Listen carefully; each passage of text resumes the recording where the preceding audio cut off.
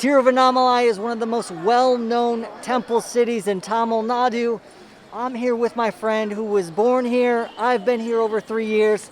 Today we're going to show you the best places in the city if you're visiting. Most travelers will come to India and see the Taj Mahal, Varanasi, maybe even the love temples of Khajuraho.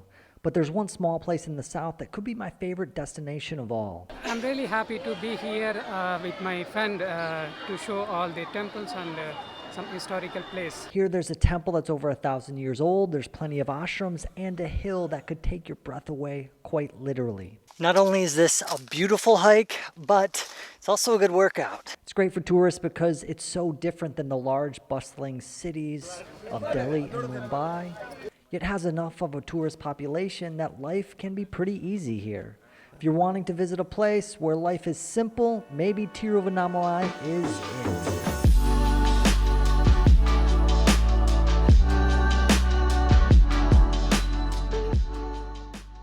Tiruvannamalai is right in Tamil Nadu, about 4 hours from Chennai, 5 hours from Bangalore, 3 hours from Pondicherry, maybe 5.5 from Madurai. The main attraction is the Arulmigu Arunachaleswarar temple. I probably pronounced that wrong, my apologies. But it's one of the largest Shiva temples in the world. It's thousands of years old, and the eastern tower is one of the tallest in India.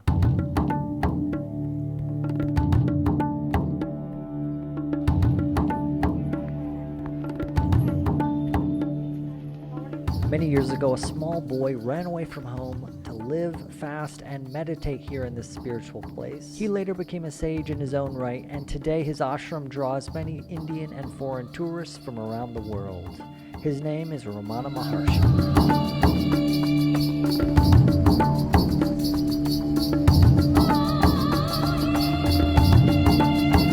For the best ginger chai in Tiruvannamalai, this is the place. Right across from the ashram.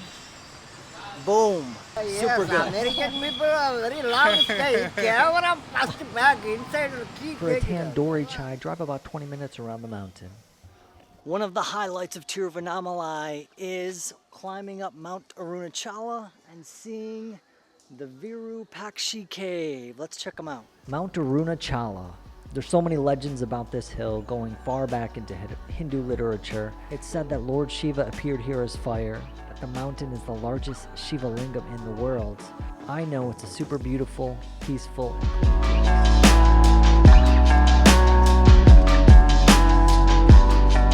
We can also see the Skanda Ashram. Ramana Maharshi lived at this ashram further up the mountain.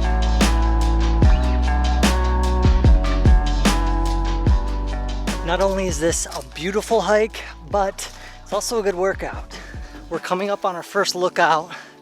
One of the best views of the big temple. Check this out.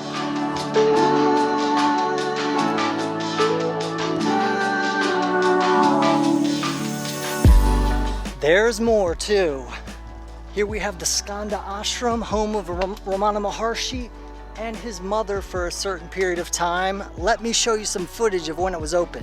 Ramana Maharshi lived here with his mother after he moved out of the cave. And this small, quiet room is where he would meditate. We have more.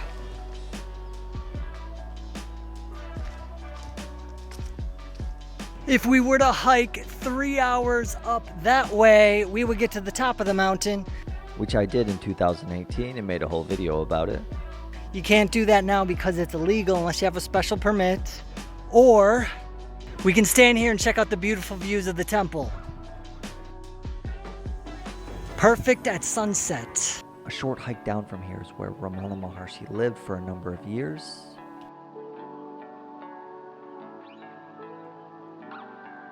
Even further down the mountain is Mango Tree Cave, where he also lived for a short period of time.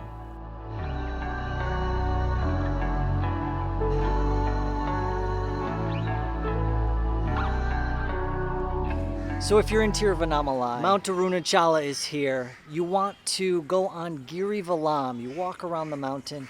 Has many benefits. But as you go around the mountain, there are also a number of different lingams and temples and one of them is the Nirudhi Lingam, I believe. My friend here knows it better. Yeah, we already here in front of Nirudhi Lingam. It's one of the famous lingam to Lord Shiva, which is dedicated to Lord Shiva. Most of the people wants to visit here. I'm happy and very like to visit most of the time while I go to Giri Pradakshina. Thank you so much. There are 7 other lingams around the hill and a number of temples.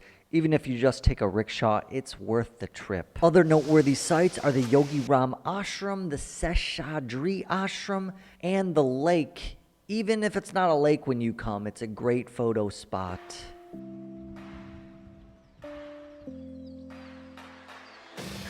This rock is at the end of a short hike just out of town. All right, we're at the local market. Let's see what we can find. You can get your fruit and vegetables downtown. There's also fresh roasted coffee. 12 kilometers this way of Tiruvannamalai, if that makes sense. We have this beautiful temple here. It is as old as the big temple in Tiruvannamalai and was once the place where they got the stone to build those amazing temples. It's an ancient and traditional temple which is located here in Redapattu village, which is built during the period of King Shola while we built the Arunachala temple by the Vallala king. They has to make this temple here. There's a marriage ceremony happening here at this moment. My favorite thali in Tiruvannamalai, here at the Akash Hotel. Check this out. Voila! Oh yeah, dal. Name? Kira, okay. Okay.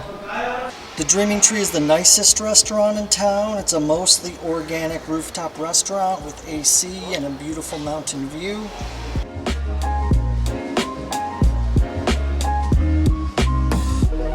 Got a coffee now and a water, but also some coconut chutney here. The new Annapoorňa Hotel has great South Indian food near the big temple. Shanti Cafe is great for breakfast.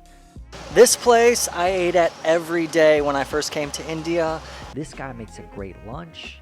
Tasty Cafe has amazing fresh bread, and Spices makes so many types of momos. As for places to stay, the best approach is to ask on the local Tiru community Facebook group, or look for to-let signs in an area of town that you like. You can get great prices as low as 500 rupees a night, less for long-term rent. Sparsa is the nicest hotel though, and worth the money.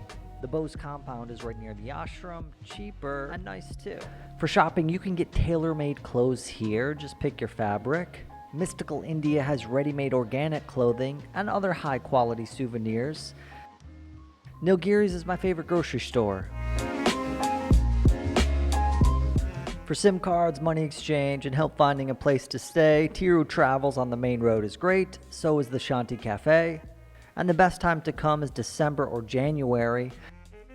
Come celebrate Deepam or Pongal before the temperatures get too hot.